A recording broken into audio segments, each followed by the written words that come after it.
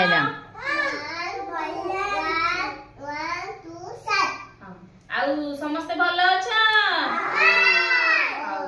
ଆଜି ଆମେ କଣ କରିବା ଜାଣିବା। ସମସ୍ତେ ସମସ୍ତଙ୍କ ବାପା ଗୋଟେ କାମ କରନ୍ତି ନା ଅଲଗା ଅଲଗା କାମ କରନ୍ତି? କାହା ବାବା ଚାଷ କାମ କରନ୍ତି, କାହା ବାବା ଛୁଟି କାଟନ୍ତି, କାହା ବାବା କାଠ କାମ କରନ୍ତି।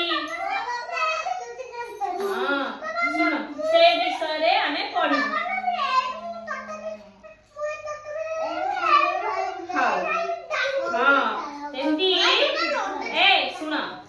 ସମସ୍ତଙ୍କ ବାବା ଅଲଗା ଅଲଗା କାମ କରନ୍ତି। ଆଜି ଆମେ ଅଲଗା ଅଲଗା କାମ ବିଷୟରେ ଜାଣିବା। କାହା ବାବା କଣ କଣ ସବୁ କାମ କରନ୍ତି।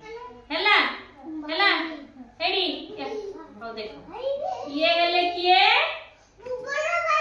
କମାର। କମାର କମାର କମାର କଣ କରେ? ଲୁହା ପିଟେ। ଲୁହା ପିଟିକି କଣ କରନ୍ତି? ଲୁହାରେ ବସ ଲୁହାରେ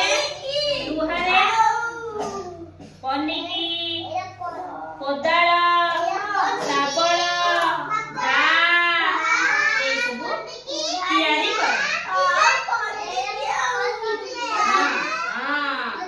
ଜାଣିଲ? ଇଏ ହେଲେ କମାର ଭାଇ ହେଲା। ତାପରେ ହଉଛି ବସ ବସ ବସ ସବୁ ଚୁପ ହେଇ ବସ, ଚକ ମାରି ପକା। ତାପରେ ଦେଖ କୁମ୍ଭାର ଭାଇ।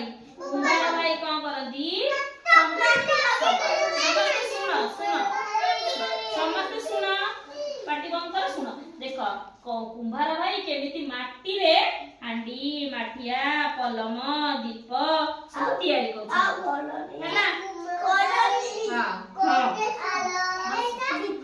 ଏଇଟା ହେଲା କୁମ୍ଭାର ଭାଇ ବସିକି ଦୀପ ତିଆରି କରୁଛନ୍ତି ହେଲା।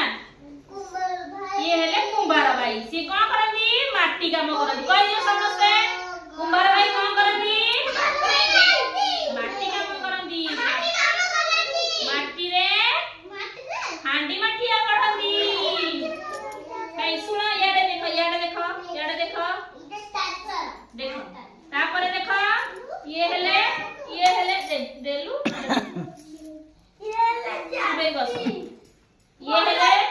ଇଏ ହେଲେ ଦେଖ ଚାଷୀ ଭାଇ, କୃଷକ।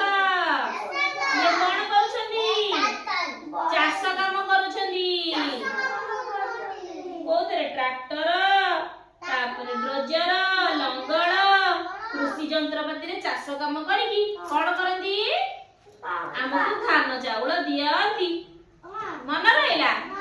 ତାପରେ କଣ ହେଲା? ଆଉ ଗୋଟେ ଦେଖିବା କିଏ?